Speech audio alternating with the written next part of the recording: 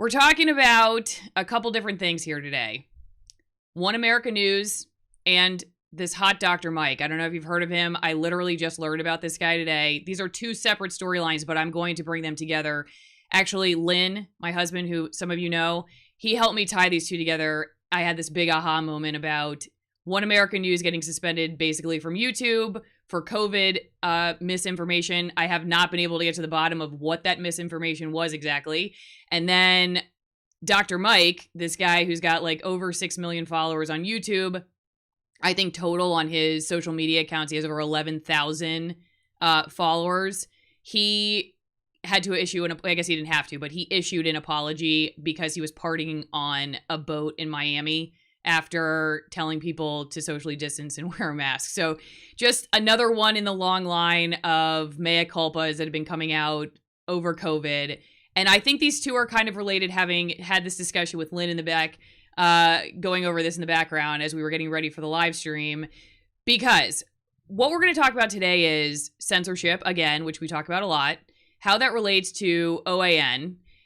What you think about OAN, please let me know in the comment section. I know a lot of people have been switching from Fox News Channel to OAN. I'm going to play a clip from Phil DeFranco, which will illuminate, I think, how some people feel about OAN and why they feel like OAN deserved the suspension. We're going to talk about all of that stuff, and then we're going to get to Dr. Mike, and you're going to see his photos and videos doing it appears to be some kind of like chiropractic massage or something on a private yacht in Miami. So, anyway, Mark, thanks for the super chat. Thank you everybody for the super chat so far. Scott gave me a super chat. Thank you, Scott. And, TJF Denver, thank you for that. Let's see. Scott, did you ask a question? I don't know. No. Okay. Just straight money. I love it. Mark, my mom has PTSD from a turkey chasing her when she was young, so I'm not allowed to bring any turkey home for Thanksgiving. Oh, I'm sure all the turkeys appreciate that. Okay, so let's talk about what happened to OAN, shall we? Let me pull up my little web browser here. This is CNBC. YouTube suspends OANN, One America News Network, or OAN as it's known sometimes, for a week after it posted fake COVID-19 cure. And the key points they have up here are: YouTube barred One America News Network from posting new videos and live streaming for 1 week after the right-leaning media organization uploaded a fake cure for the coronavirus. YouTube also demonetized the organization's channel, meaning it can't make money from YouTube ads. Tuesday's move marks YouTube's largest crackdown against OANN. Now, what's interesting is I was trying really hard to find what exactly OAN posted on their channel, because I wanted to know, what was this cure? And how dangerous was it? And should we all be concerned that they put it out into the ethos? And I can't find what this is. If you know what OAN posted as this cure for COVID, let me know. The reason I'm skeptical of this, not because I'm a fan of OAN one way or the other, honestly. I don't even think it matters, because I'm going to make an argument that, like, they came for Alex Jones first and everybody cheered, and then they go for OAN. It's easy to make these arguments for censorship by, like, discrediting an organization or a person, you know, as sort of fringe and out there, as if that's where censorship will end. It will just end on the fringes. It's never going to, you know, make its way into the mainstream. And it continues to fascinate me seeing people in the mainstream, especially journalists, thinking that this is just not going to make its way into a place where it then silences the voices that are, you know, they consider themselves to be, you know, the legitimate voices, as if you just do censorship out, you know, out in this kind of safe zone, it's never going to come for you. It's bewildering to me that people don't see how, like, it doesn't just stop there. So, Bob, hopefully you got the Hunter link. Cheers. I did not get the Hunter link. I'm going to just give you guys my email address because it's on thing. So, Bob, it's AllisonMorrowMedia@gmail.com. So send it to me there. And thank you for the super chats. Okay, so I look in this article here, and it says right here. So they start by saying, YouTube on Tuesday barred One America News Network from posting new videos and live streaming for 1 week after the right-leaning media organization uploaded a fake cure for the coronavirus. So I'm like, what is the fake cure? obviously this is CNBC. They would have wanted to know, did they really upload a fake cure, or was it an unfair crackdown on YouTube's part? Because that's my first question, because I have videos that have been demonetized by YouTube, which were not, in my opinion, harmful or dangerous content. And I've seen the subjectivity in their decision making. So I want to know, like, tell me what the cure was so that I can make my decision. But what do they say? It was unclear what specifically OANN's video said about a COVID-19 cure that made YouTube decide to suspend the channel. So you can see the reporting here. It's like they start out by basically saying that OAN is posting or did post a fake cure, but they don't know what it is. So it's like, well, how do you know they posted a fake cure? I mean, I'm not trying to say that, like, I trust OAN one way or the other. I'm just saying, like, if you're going to be a news organization, you're going to report on something, then, like, what is it exactly? And I haven't been able to figure that out. As somebody pointed out in the live chat, essentially, what happens is, like, you see YouTube, like, on one hand, it will have these policies that are super subjective, and, like, with Dr. Brownstein, as this person mentioned, who I interviewed, who the FTC came after, like, it was really questionable whether he, you wouldn't have said, like, he wasn't saying he was promoting a cure. He was saying, like, this is how I treated my patients, but the FTC came after him. But would YouTube consider him talking about how he treated his patients as a cure? Like, this guy's a family medicine doctor, has been in practice for a long time. He was just reporting his findings as he was treating patients. But does that violate YouTube's policies? Like, is he so I don't know. Is that what OAN put up? I have no idea. And my point in only mentioning this is that I would love to know from the mainstream news organizations who are reporting on this, like, and have been, skeptical and have been talking derogatorily about OAN, for many years. But I want to know, like, what was it? Because I want to know if, in fact, this was sort of a subjective call on YouTube's part, or did OAN really say that there was a cure? I don't know, but I can't answer that question for you. And I don't totally know how YouTube made that decision, because none of the articles that I found have been able to answer that for me. I'm going to go back real fast. Bob, I did send it there. Check your junk mail. Okay, I will. Thank you. Thank you for the super chat. So let's see here. It looks like you guys are very familiar with OAN. Someone is saying I am out of focus. I don't know. Maybe that's, people are talking about green tea and other green stuff. I see myself in focus, so I don't know if I can help you with that one. So, all right, let's talk about YouTube's policies here, okay? Because maybe this will enlighten us, or not. These are policies that would get you banned or suspended in some way for, like, COVID policy or COVID, COVID cures. And so here's some of the criteria here. Well, right here, they're talking about voter suppression, for instance, scams, candidate eligibility, distribution of hacked materials. We kind of saw that with the Biden story, or that's what they were saying. That's what Twitter said was the reason that the Hunter Biden story was flagged, was this hacked materials policy. I don't know if that's new with YouTube or that changed. But it talks about misleading thumbnails, manipulated media, scams. So it could be under that. It could be like, you're offering a cure, it's a scam. I don't know if that's exactly what it is, but you can see that, like, these are very general policies, and they allow for a significant amount of room for interpretation on YouTube's part. So let me play you real fast this clip from Phil DeFranco. I have a video already talking about Phil DeFranco and his call for censorship. I believe he was calling for censorship. I think it was pretty clear.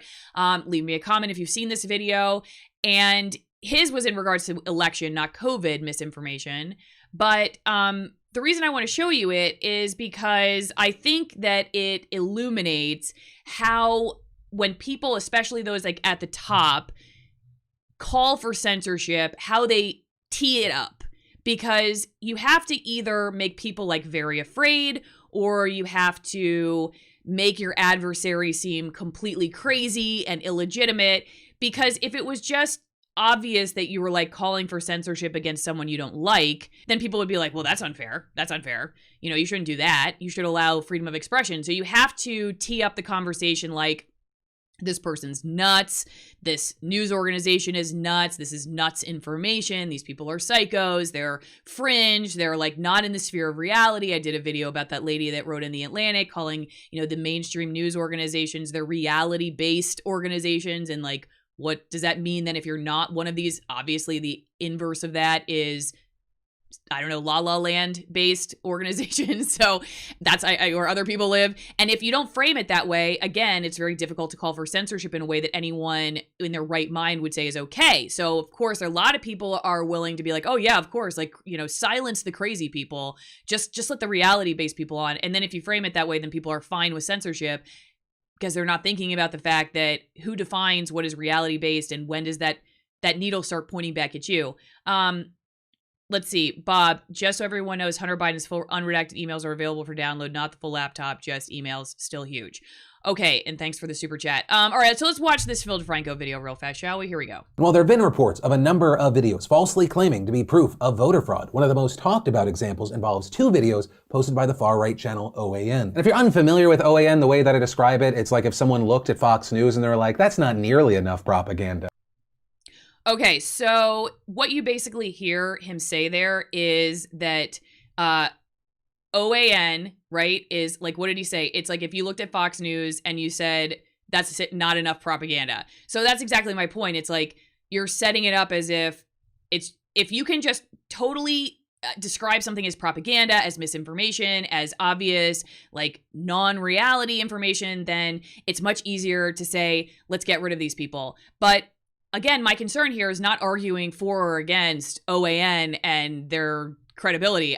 To me, it's totally irrelevant to this conversation, frankly, because the line in the sand eventually has to be drawn by somebody. I've said in previous videos that whoever draws that line is usually somebody protecting establishment ideology. Once you start regulating and pushing people out and censoring, eventually you're going to be left with just a few voices. My concern would be those voices will not critique the establishment, and it will be the people in power who eventually be framing our discourse, as they already are. And so that concerns me. So again, but that just kind of give you an example of that. So let's go back to the web, shall we? Because I saw this letter recently, okay? This is Menendez leads colleagues in calling on YouTube to remove election misinformation videos. Newark, New Jersey, U.S. Senator Bob Menendez today led a group of his Senate colleagues in urging YouTube to remove election misinformation videos that boost false fraud claims, seek to delegitimize the 2020 election results, sow public discord, and fuel civil unrest. This is November 24th, 2020. Here's the quote. The platform is now home to an onslaught of videos aiming to undermine the legitimacy of the election, the senators wrote in a letter to YouTube CEO Susan Wojcicki. Quoting a Bloomberg article citing media and political researchers, these videos seek to undermine our democracy and cast doubt on the legitimacy of President-elect Biden's incoming administration. Moreover, because the current president has not committed to a peaceful transition of power, misinformation and manipulated media content on your platform may fuel civil unrest. Okay, so they're really laying it on thick here, right? They're saying to YouTube that besides the fact that you have misinformation on your platform, you guys could be at fault for civil war, so you better listen up. I mean, am I reading that wrong? Am I getting a little bit too serious? Because that's what, when I see civil unrest, I mean, okay, maybe civil war is like a strong term there, but civil unrest is like people are going to take action, right? They're going to take action based on what you guys are putting on your platform, and so you better crack down on it. Otherwise, you're going to be responsible for the civil unrest. And again, somebody points out, right, undermining democracy, like that's, you hear that over and over and over again, right? It's undermining democracy. Like that video I played from the Sinclair promo that was talking about how this is very dangerous to our democracy. And so like, yeah, I mean, that's how you have to frame it. You have to frame it that either people have to be very afraid, or it has to be like this obvious, fringe. You have to make this case that, no, these people are obviously fringe. It's amazing to me the more I talk to people, how few there are that see like the problems with trying to determine who draws that line in the sand. And there are so many people who will say on one breath, like, no, of course I don't want Silicon Valley to censor. I don't want an authoritarian government, for instance, to come in and dictate what we can say. That's why we have the Constitution. But then in the same breath, they'll be like, yeah, but we got to remove misinformation from these platforms. We just have to. Like, what's going to happen to this country and what's going to happen to us all if we don't get rid of it? It's like, do you guys realize what you just said that you don't want an oligarchy framing your conversation, but you also want to get rid of misinformation? Who do you think does that? I mean, that's my gravest concern, is that people don't realize. Let's see. Corn Pop calling Biden president-elect is election misinformation. Well, everybody. So here's an interesting thing about this. Okay, if they say that, this is a point of contention, right, that has gotten a lot of people upset, for instance, at Fox News, right, because they were one of the first in the networks to call Biden the president-elect, and call Arizona, for instance, right? That was when everybody got mad at Fox News Channel, went to OAN, which is what we're talking about today. The media stations, of course, are the ones who, I didn't even know this until I got into learning more about how the media and the social media platforms are working, the discourse of how we talk about this election. Now, they called the election for Biden, right? And so that's where we were like, wait a second, what about the electoral, what about when the votes have to happen and it's, it's certified by the electors and all that stuff. And yeah, that still has to happen. On the other hand, can you have this conversation? I mean, I don't even think, even if I sit here and say that the networks have called it for Biden and the popular vote and the electoral college all appears to be at this point in Biden's favor, even still, should we be able to have that conversation online? I think so. I think you should be able to debate that online. I don't think that if you're somebody who is saying that the election was rigged or whatever else, that you shouldn't be able to debate that online. I think you should be able to have these debates online, because here, let's just say you're the furthest anti-Trump person out there. You're a reporter at MSNBC or whatever. You're just slamming Trump every day. Okay. To me, the concern would be, wouldn't you want to debate people who think differently than you? Why would you want to get rid of them from a platform? It doesn't make any sense to me. So even if you're somebody who's the people who think that Trump still has a chance are totally nuts, and President-elect Biden is gonna be the president after January 20th, you're that person, you think that, why you wouldn't want to debate people who think differently than you, and instead just push people more and more underground. And so nobody that you would want to allegedly change somebody's mind, I guess that would be I don't know, if you hold your opinion strongly, don't you want to debate people? I don't know. That's what I would want to do. If I had a very strong held opinion, I would want to, dude, this is fact. It's not even opinion. I want to debate people.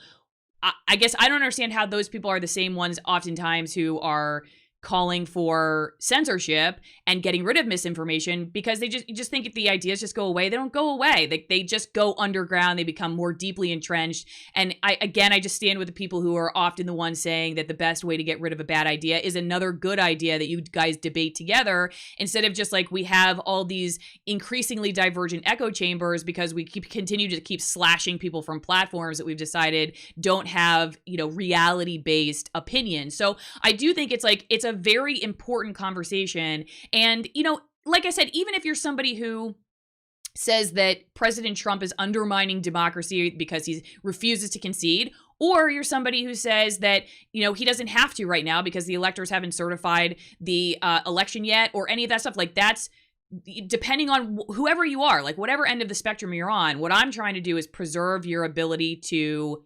continue debating one another and stop this insanity of people thinking that if you just kick people off platforms that you get rid of their ideas, that you don't get rid of their ideas. That it's it is kind of this sort of unsaid ideology that you just get rid of people.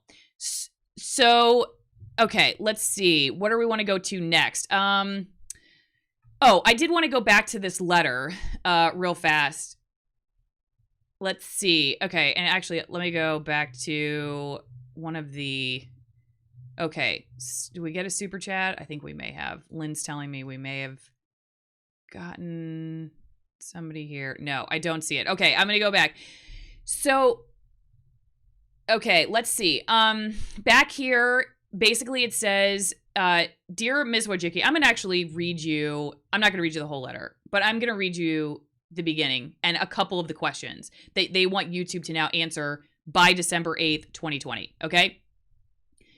They start off by saying, we write to express our deep concern regarding the proliferation of misinformation on your platform during and immediately following the 2020 elections and in light of the upcoming Georgia runoff elections. We urge you to immediately remove all election outcome misinformation and take aggressive steps to implement prohibitions as other social media companies have done regarding outcomes in future elections. And by the way, I want to tell you that, so we have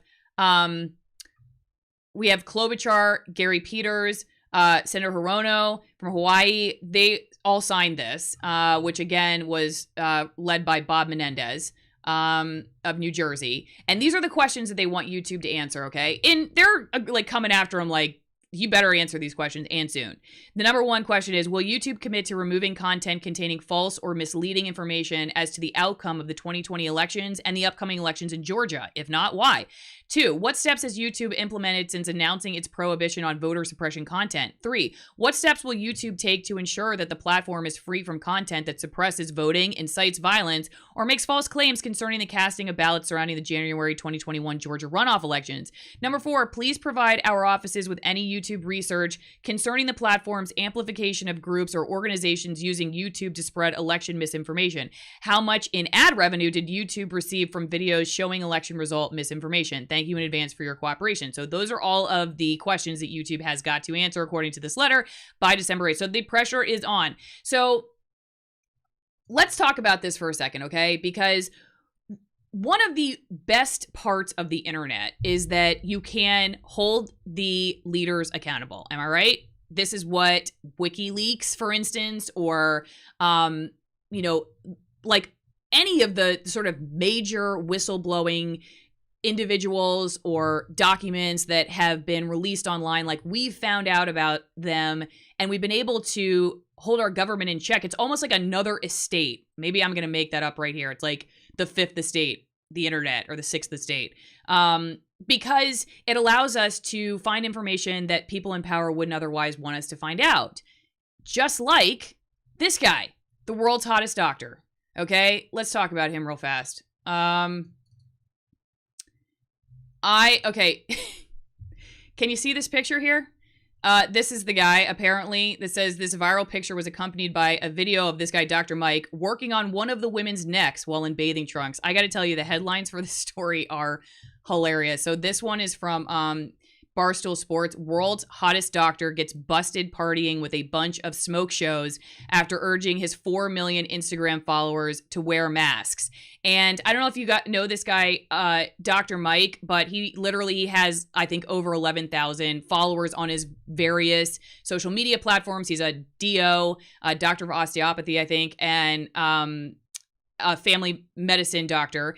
And I have a video I'm going to show you of his apology, but I think essentially what happened, he said, like, I think he's a New Yorker. He lives in New York.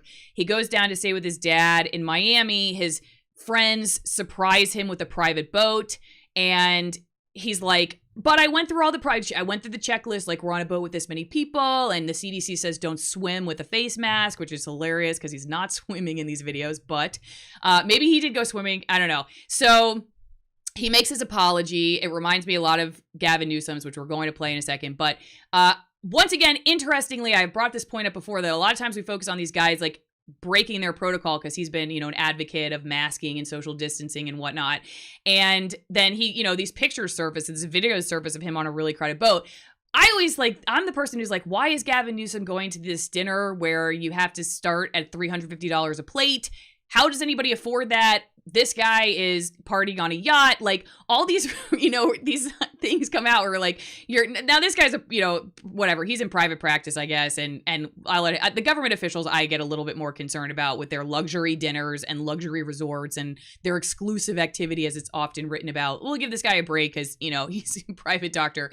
But these are the photos. Let me see if I can get the video to play here. Let's see. This is right here. I'll play it for you while we're on his site because you'll see if it will work, that he kind of has this thing around his face, but he's okay. Here's the lady. Can you see her? He's just kind of and he has this thing, but it's not really covering his nose. It looks like it's a gator. I don't know. And then here's the lady. She's, I don't know. This yeah, and he's gonna crack her neck, like, yeah, oh God, see that? And then she aspirates with no mask on, you know. So that's what they always say. I'm not even trying to make light of this. It's just like, come on. So you see his nose sticking out. So okay, so this is the video that like okay, that's probably not a good screen to stop on. So this is the video that everybody was clamoring about because this guy's been all over the networks talking about wearing a mask and social distancing. I'll tell you, this is what the Daily Mail says, that in July, he told Maria Bartiromo on Fox Business, so please, if you're going outside in public and are going to be around other people, wear a mask. He also said social distancing is incredibly important. That's how we control the spread of the virus. He said during a YouTube interview with Dr. Fauci. So yeah, this guy's getting big interviews, by the way. And by the way, People magazine named him the sexiest doctor alive in 2015, in case you were wondering. So I'm going to go back to some super chats real fast here. Okay, let me scroll back. Apparently Cuba only 20 COVID deaths to date. Why is that not in the news? I have not heard that. I will go check that out. Ken, and thank you Flying Cloud for the super chat. Ken Abbott, thank you for the super chat. Storm Crow forever. I have been following the election fraud evidence. Even if you do not personally agree with me, wouldn't an honest press be getting the info to the people to decide? Yeah, I mean, I think there are some people who have been doing that, but a lot have just been kind of saying, you know, no widespread election fraud. You know, to be fair, like, I think a lot of people are still waiting for these lawsuits to produce like the evidence that they've been talking about leading up to them. You know, again, it's like whatever your opinion is on this, and whoever you watch, whether it's Fox or MSNBC or OAN or whatever, like to me, it doesn't really matter because it's a matter of understanding that with censorship and discourse, it's important to keep those channels open because, okay, I didn't get to make my total point of it, bringing this full circle with Dr. Mike, is that if we didn't have the internet, we wouldn't have the opportunity to see that this kind of stuff is going on. Now, you can argue whether this guy deserves the kind of attention that he's gotten or not, or Gavin Newsom, for instance. But if we didn't have the internet and we didn't have the ability to see this kind of stuff, we wouldn't know how to hold the officials, the sort of the people who are telling us what to do and how to be safe, or the government officials who are creating these policies. We wouldn't be able to necessarily see if they're breaking their own rules or if they're doing things that we should be holding them accountable for. Like, the internet's what's given us the amazing opportunity to see all of that. And that's why I get so concerned. So like with this guy, and I'm going to show you his apology in a second. He essentially, like, you know, if this had, like, before the internet 15, 20 years ago, we would never have known about this stuff. And if, say, like, let me just make up a scenario, like, say you get to the point where, you know, that's somebody in the government, okay, or Silicon Valley, and they get busted, like their photos are out there or whatever, and they're like, oh, this is hacked information, or this is harmful information, and they're part of like the power elite, and so all that gets ripped off of line, and we never see these videos. They never surface. We never see you know, the chiropractic massage on the yacht with no mask. We don't see Gavin Newsom having a potentially, you know, a dinner that is worth more than my entire closet with all my clothes combined. We don't see these things because we don't have the opportunity, because the power structure gets to decide what is misinformation, what is hacked material, what is all this stuff. And then we miss out on being able to use the internet to, you know, hold our leaders accountable. And I think that is one of the best parts of the internet. So it's really important. And that's why I continue talking about this. So let's take a quick look at Dr. Mike's apology. Here we go. This situation taught me a lot about impact, what I need to do better, how I need to understand that my actions carry real consequences. And while I may be following rules and guidelines, it's not enough to just think about that. I have to think about the impact. It's those people at home, it's you at home who's done the right thing this entire time and sees me doing this. I'm sorry. I let you down. What I can say is that I'm going to strive to do better. All right. So what do you guys think about that apology? I think it was interesting that he's like, I didn't show you all of it, obviously, because I can't for copyright reasons, and then because it's just kind of long. But one of the things he said was like, you know, he went through the CDC guidelines, you know, and even though I followed the rules, I didn't really follow the rules, so I'm really sorry. I don't know. I think it's interesting. It's like, what do you think that people are going to think when you tell them to do one thing and then like these videos come out showing you doing the other? I mean, it's interesting because he's like basically saying, I can follow all the rules and, you know, people are still going to hate me. And it's like, but I don't think you followed your own rules. I think the reason that people are bothered by this is not because they really care about somebody going out on a boat for their birthday and hanging out on the, I don't think that's actually what's at the heart of the like fury over this especially how viral this video, it came up in my trending.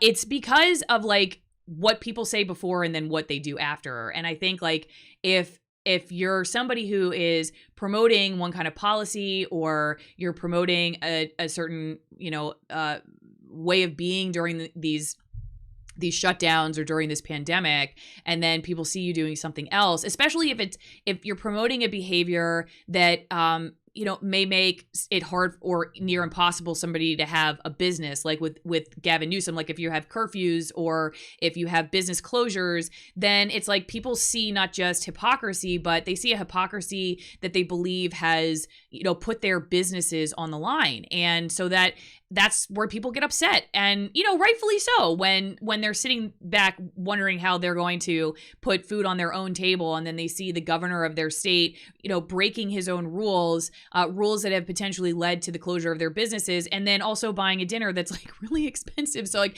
all of that combined, and then, you know, you see like with Dr. Mike, it's like, okay, it's just kind of like, not only is, you know, am I breaking the rules, but like I'm in this sort of environment where it's just kind of like, who cares, like party hardy and drinking and whatever. And like, you know, it doesn't ooze like seriousness of pandemic. And so then people, I guess what bothers me at the end of the day, y'all, is that there is this smugness among a lot of people about like, why won't people do what we say? You know, why won't people listen to what we're trying to say about this?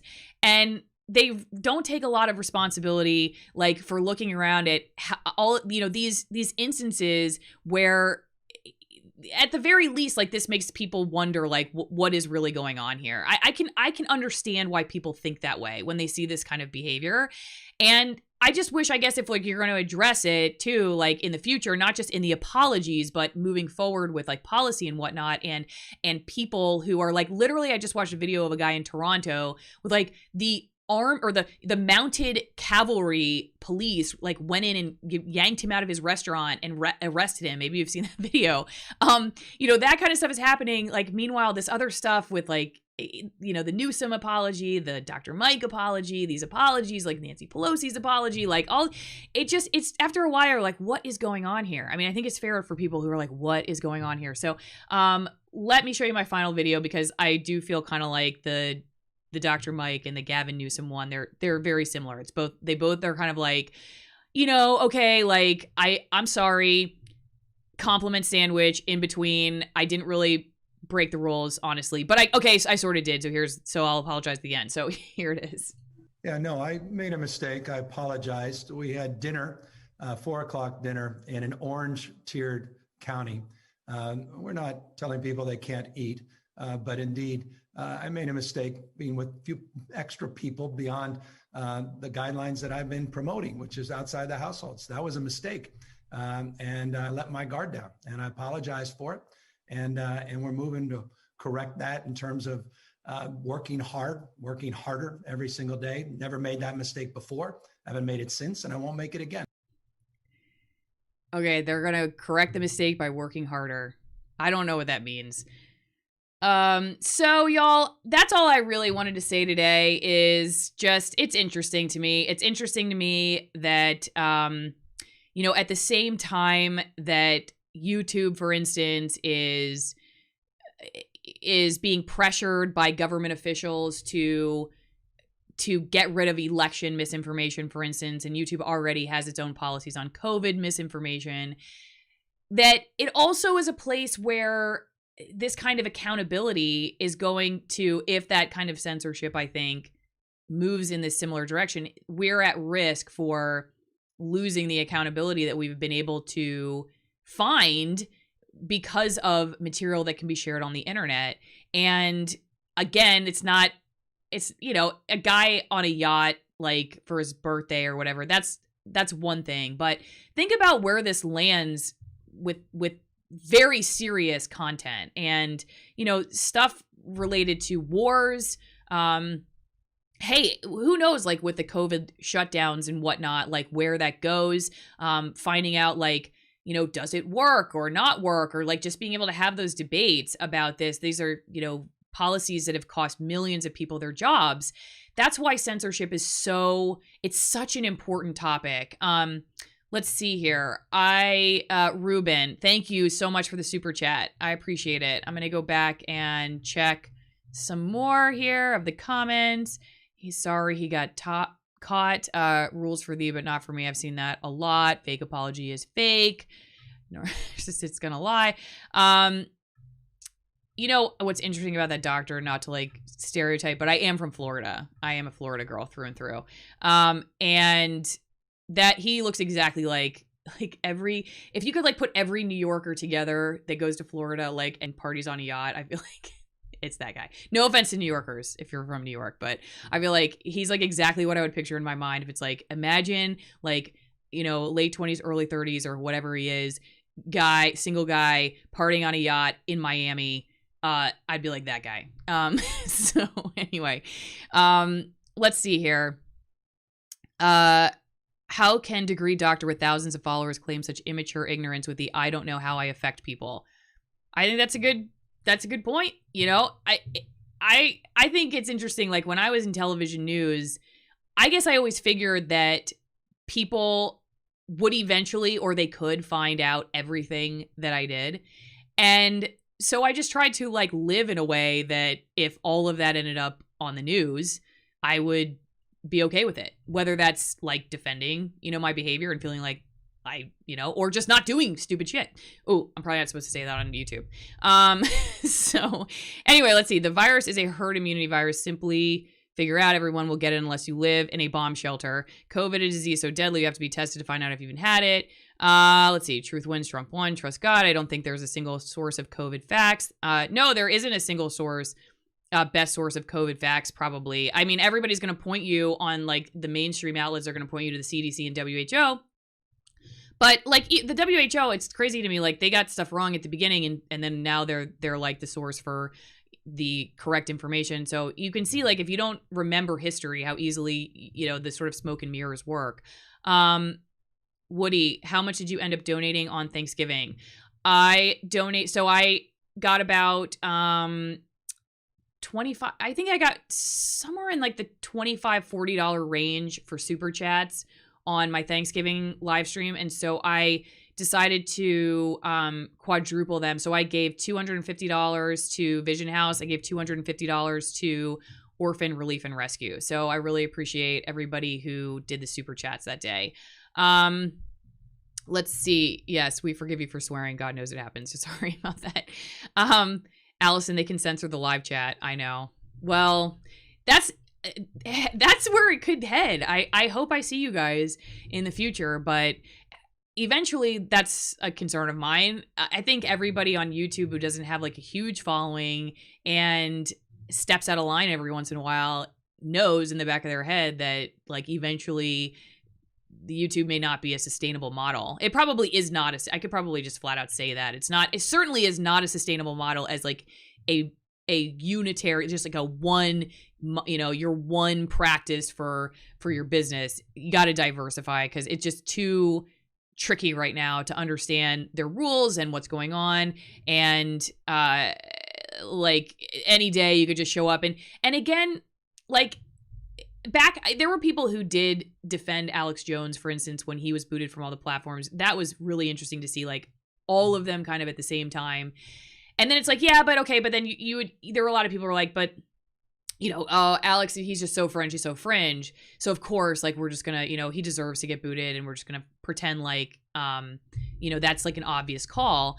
And then, it starts moving into like, okay, so now it's this news network. Now, granted, you can say, like I said, you can call OAN propaganda till the cows come home. That's not my argument here. My argument is, like, now you have a news organization, okay, like, that a lot of people are going to now, and it's getting booted too. To me, like, that just reinforces the like, even if you're somebody who's like, oh, all these people are conspiracy theorists, they buy into all these conspiracy theories about the election fraud, whatever. Like, how do you think that helps your argument against that to get rid of somebody? To me, it just reinforces and drives even deeper the concern over, like, censorship and the tribalism. I guess that's the right word, the tribalism that results from censorship. James, thanks for the super chat. Do you see 230 ever being changed by Biden if Trump doesn't? I just did a video how Biden also wants to revoke 230, which Trump has tweeted multiple times he wants to do. My concern, which I've said before with revoking Section 230, is, from what I've read, it will probably end up making these platforms even more hawkish about content, because then they can be sued, and they could just eventually just become part of that mainstream news, reality-based news, as they would say it, oligarchy. And I'm very concerned about that happening. And so I've seen people put out, like, ideas about how to reform Section 230. I don't know. I'm not an expert on 230, other than to just know that, like, even with all of the problems that we're seeing on these platforms, it doesn't seem to me like that it was 230 itself that created that. It's the pressure coming from the politicians or even the journalists that are then pushing these platforms in some cases to make these decisions that they can make because of 230. So does that make sense? It's like, it's not ipso facto 230. 230 was fine until the pressure started pushing and pushing and pushing for there to be censorship. And that coming from the government, that coming from mainstream news outlets, journalists, even people, in the Silicon Valley elite structure. And so I think what we all need to really consider when it comes to 230 is, without throwing the baby out with the bathwater, how do you allow a continued free flow of information on these platforms without creating a new hell? And again, is it 230 that was the problem, or is it the bowing of these social media platforms to pressure from the government, from other journalists? Is that the problem? It's an interesting discussion. It's one that we all should be paying very close attention to. It's going to have significant impacts. And like I said, I read an article in my last video from the New York Times. It was a long interview that they did with Joe Biden, and he has been very adamant about revoking Section 230. But his reasons for doing that, as opposed to President Trump's, is the misinformation side of things. And, they're being exempt from being sued. That's his concern. So it's kind of the opposite, sort of, being able to be more on top of misinformation. Okay, let's see. Jack Dorsey and Mark Zuckerberg are not being pressured. They're colluding. They're sympathetic. They're part of that tribe. Maybe. I don't know. I've heard people like Glenn Greenwald say the opposite in talking to Jack Dorsey. So I don't know. I don't know. I honestly can't surmise their intent. I can just say that if we're going to talk about what to do about it, we got to be really careful that we don't, pave our good intention road straight to hell. No Name says there won't be a live chat. Yeah, I mean, that's another really great point. Live chats are the first thing to go with a lot of these channels that get strikes against them, because you know what? Then they can't babysit you. They can't go over your content, right? Because it's coming out in real time. And they would have to have somebody monitoring your live chat. So one of the first things that you suffer as, someone who's had a strike against you for this is you lose your ability to do these live chats because they can't monitor you. And so, yeah, live chat is something that could go away if, we're not careful with what happens with Section 230. So that's a really good point. What happened to your COVID video with the ozone man? I think you're talking about Dr. Brownstein. It's still there as far as I know. And actually, it's interesting. I believe it's monetized. So I again, to go back to the OAN deal, I don't know what they said was a cure. If you know, let me know. I would really like to know like what exactly it was that they said, because I like, you see all these people like, well, this person is far left, this person is far right, this person said something, whatever, ist, like a sexist, racist, whatever it is. And then if you don't have the opportunity to look at the actual statement, it's very hard to discern, like, is that factually correct or was that somebody's subjective call on that? And so like with OAN, I don't know what they said because I have not been able to find that. It doesn't appear. I even went to OAN's website. I haven't been able to see on theirs. Again, like, let me know. But I would love to know exactly what it was, because I want to know what YouTube was saying they had to crack down on. Allison, what do you know about China offering money to some of these YouTubers to spread misinformation? Scott, I don't know anything. I honestly don't know. I have heard that rumor, but I don't know anything about that. Let's see. So, gun-loving folks, where is the Second Amendment? Everyone afraid that's how the Nazi were able to fill the Krakow ghettos. I thought 230 was mainly about copyright.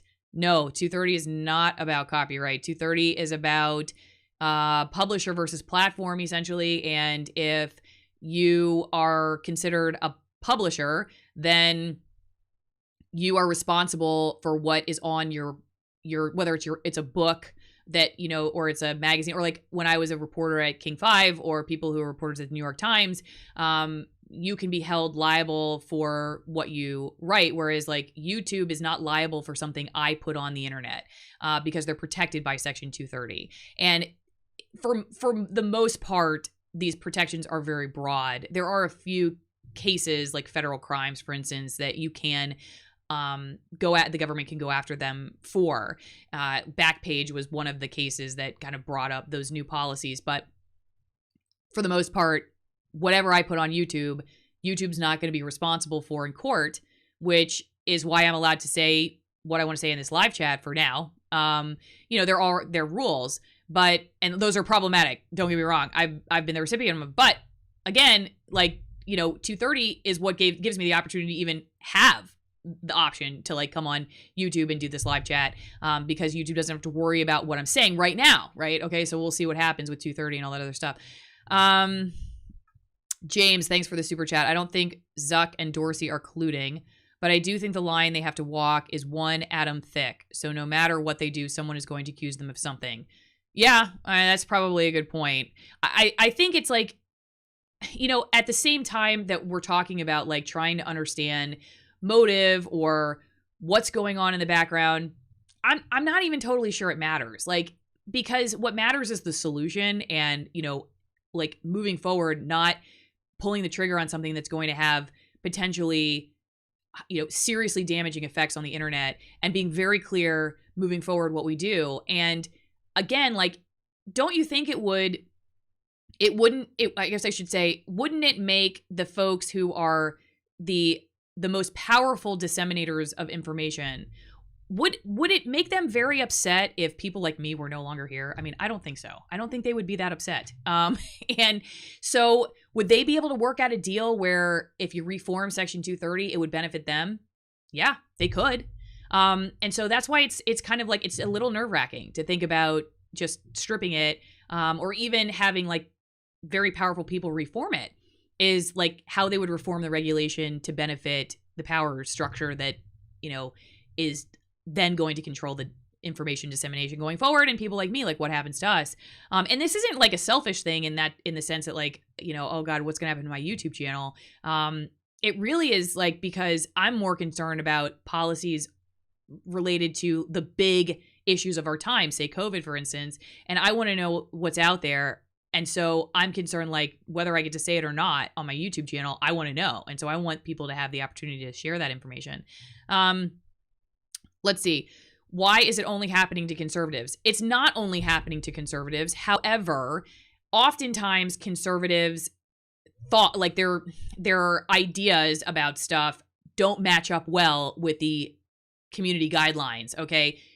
Guns is a perfect example. YouTube has restrictions on gun content, okay? So if you're a conservative and a Second Amendment supporter and you have guns and you want to talk about guns, you're going to get a strike. Now, you may say, see, they're coming after conservatives. Well, that they really have a strike against is guns. Conservatives tend to be, more online with being gun owners. So there you have it. But that doesn't mean everyone. There are lots of people that critique the left, who would, I watch them on YouTube. They are just as concerned as the conservatives are, not necessarily because they're getting strikes against them as often, but because they're at least, like, their brains are working enough that they see how, eventually, like, again, it's like goes from Alex Jones to OAN to Allison Morrow to, whoever else, like people like me are, and I'm like, well, wait a second, I was actually, I was a journalist. I just left YouTube, I left to do YouTube. And I'm just still trying to understand the world around me. I'm not trying to, to spread any conspiracy theories that lead somebody off a cliff or any of that stuff. I'm just like, there's stuff out there I think is important for people to know. I'm going to share it. And it's not too long until, like, eventually the line just encroaches closer and closer and closer to the center. And then, people who are like, oh, but it was on the fringes before, but now it's not. And that's why you have to be careful of this. Edens, thanks for the super chat. 230 is necessary. 230 is just not enforced. Large corporations like Google are the only ones that can make an AI for sites to exist without it. That's an interesting idea. I've talked about law, like bad laws that I have covered, for instance, or bad policies I've covered as a journalist. And I've noticed that, like, when laws are, like, especially if they're just, like, they're policies that people have decided are, like, defunct, or we're just not going to follow them anymore, or whatever, they're too complicated to enforce, we don't have the administrative staff to do that what ends up happening, though, is that, like, usually it's the people who can afford the attorneys, or the people that are like sort of higher up on that power scale. They get to break the rules, but the people on the bottom do not. They get held okay. And so that's why I'm always like, change the rule, don't just ignore it. Because if you just ignore bad laws, then again, oftentimes what happens is, like, the people who don't have the influence to break them are held accountable to those, but those who are at the top, everybody just turns like a blind eye to their breaking them. I've seen it over and over again as a journalist. Lynn, it's going to take someone or a group to take them to court for violating Section 230. A lot of this may end up being worked out in court. I'll tell you what, another thing that's probably going to get worked out in court, I think, too, is what's going to happen with the COVID business shutdowns, because I think eventually you're seeing people right now who are willingly getting arrested to see how this plays out in court. Because, like, originally when I was watching some of these videos, I was like, holy cow, like, this is a lot of,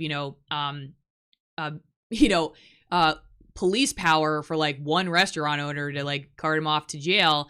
And then it hit me, like, that's exactly what they want, I think. I think that's what these people want, because they want to play this out in court and see what happens and see if these orders, these policies are found to be constitutional or not. So it'll be interesting to see what ends up happening there.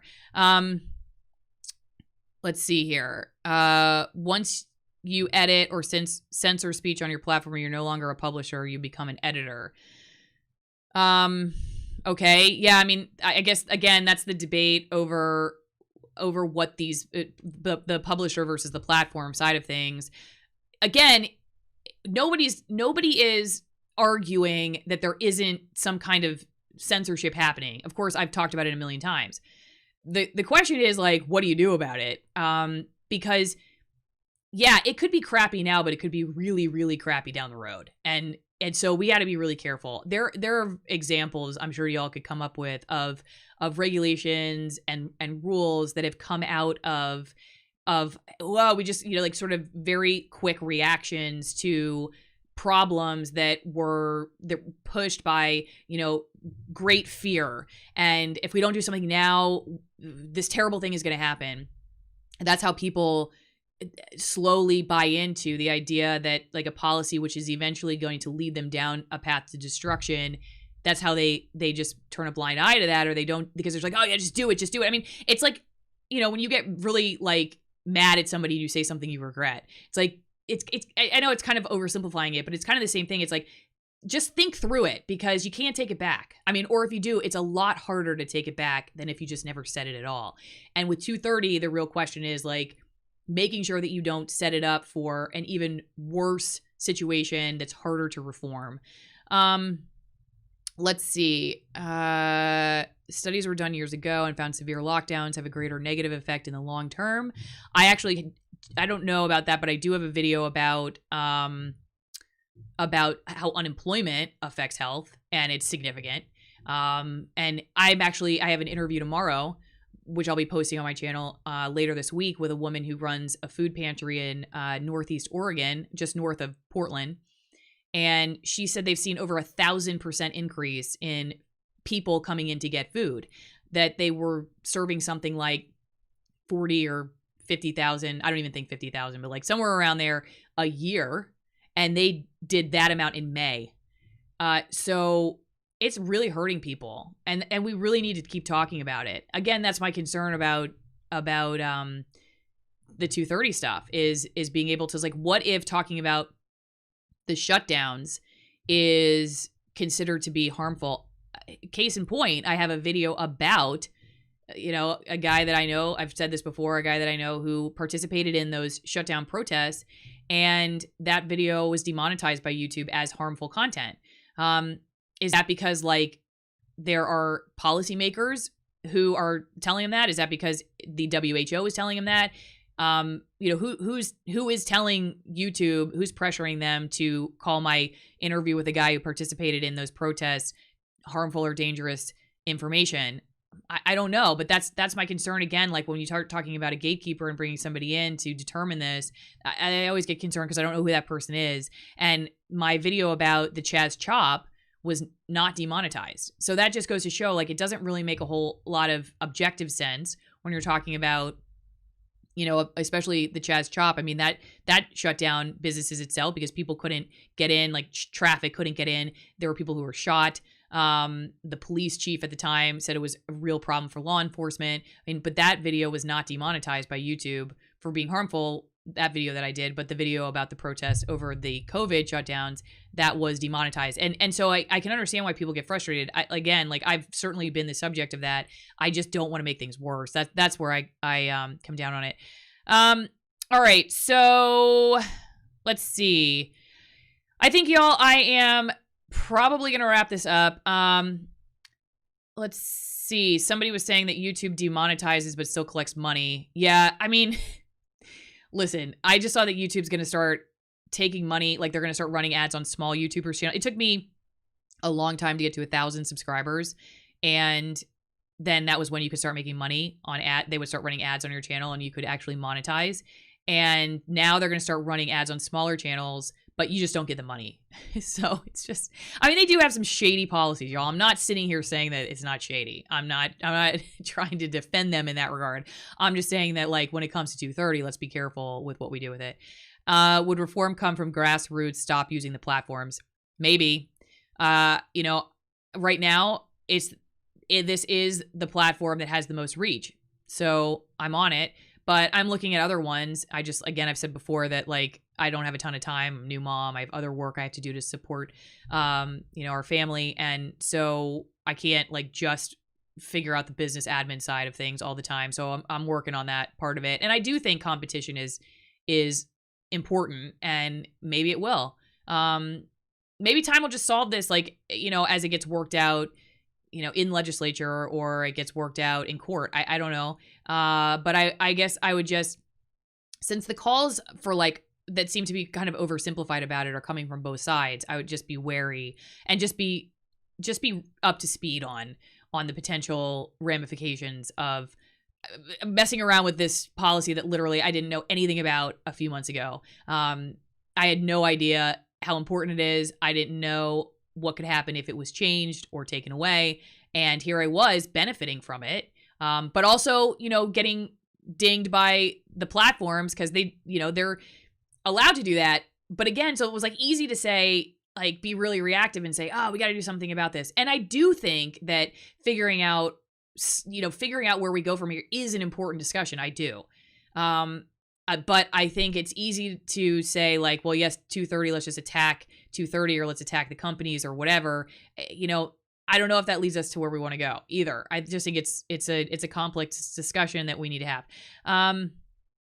The government has an endless budget, our tax dollars, to fight this in court, which most businesses don't. Yeah, I can't tell you how many times I saw that as well as a reporter where, the government has the attorney general's office and our tax dollars pay for their lawyers. And so that's why they win a lot because, they can wait it out in a way that a lot of people can't afford to wait it out. All right. Let's see. Most live streams are doing first 15 minutes on YouTube, then directing viewers to their alternate platforms using DLive or Twitch. That's interesting. I can look into that. All right. Well, have you seen numbers of how many have moved out of Portland because of what's going on there? No, I haven't, but I do know that Seattle, I think I did a video, had like a 1,500% increase of people leaving Seattle over this last year. So that was interesting. Hey, John. Good to hear from you. John's my buddy from Seattle. Used to go to church together. David, so if a commercial runs before a video on YouTube, does that mean the creator gets a share or no? Glad you're here, Allison. # free speech. David, thanks for the super chat. If a commercial runs before a video on YouTube with the YouTuber's subscriber count greater than 1,000, I believe, then you will make money. If it's less than that, you will not make money. So that's the rule now, but they can change that whenever they want. And it used to be that you didn't make any money until YouTube didn't make any money either on your, because they didn't run ads. It was like you were just too small beans for them. They didn't want to run ads on your videos, but I guess maybe they're seeing that some small YouTubers are having viral videos, so they want to make money on the ads on those, but they're just not going to give you the money. So I don't know. Let's see here. Agreed. If you do a different platform, use this platform to promote it. My best friend is moving out of Portland today with her family. It's killing me. Thank you so much for everything you do. You're the only sincere reporting I see on current events. Thanks. That's very kind of you. There are other people out there that I found. I don't know what you guys, when you say, sincere, I'm interested in what you mean by that. Cause, I do find that like, I don't necessarily, objective doesn't, I don't know if that's a good word to use anymore, but I think sincere is a really good word. Because I do think that we're in this space now where people kind of want to know your take on something, and maybe they want, a little bit of that, but like with, able to see both sides and just kind of, just be open and honest about where you've come from and how you see the world. And I don't think there's anything necessarily wrong with that. I think it's just like withholding information that is problematic. Sometimes people just don't know what they don't know. But I do think that the sincerity of the people, disseminating information is starting to become more and more clear, because there are people who are just like willing to ask questions without fear and not necessarily shame people for having divergent ideas. I see that a lot now, is kind of that like smugness, superiority, shaming thing. And it kind of reeks in some of the, whether it's like journalists or it's just like, your neighbor or whatever, and you're having a chat over the fence. I just wish people could just talk with each other about their thoughts without, snubbing each other like, oh, you're just a lower class of citizen than I am because you don't think the way I think. I don't like that. Let's see. They run ads on demonetized vids all the time. They do sometimes, and sometimes they don't. Let's see. Sincere in my case means I'm willing to pay something for your voice to be heard. Yeah. I mean, and support the creators that you want to hear from, because it's definitely not easy to do this all the time. But it's awesome that we can that there are people like you guys who are out there supporting my channel. All right, what time is it? 3:15. The sun's gonna set soon where I am. I got a horse that needs to be trained because let's see. Lynn, what would you call Megan? She's our new sort of favorite project. She's our new favorite project, Megan the horse. So She will not be censored because Lynn says in the military, they would call it a leadership challenge. Yeah, Megan the horse. She needs some leadership today. So I'm going to go handle Megan's leadership issues. And yeah, we have 2 horses, actually. We got a rescue not too long ago. She was rescued years ago. We didn't rescue her ourselves, but we did buy her and give her a new home once she was looking for one.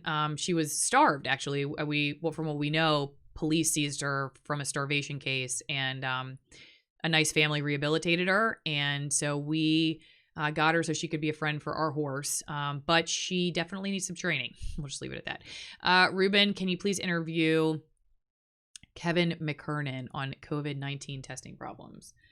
Sure. Lynn, can you write that down? So I can remember that name. I don't know him, but I will look him up, and I'll look into that. Thanks for the super chat. So Sassy, my first horse, who was born when I was 11, she's a Morgan. That's her breed. Megan, we literally have no idea what she is. I want to send some hair samples in to get a DNA test. And I'll do another live stream about it. Megan's reveal. Megan's species reveal. Well, I guess she's a horse, but Megan's breed. Let's see.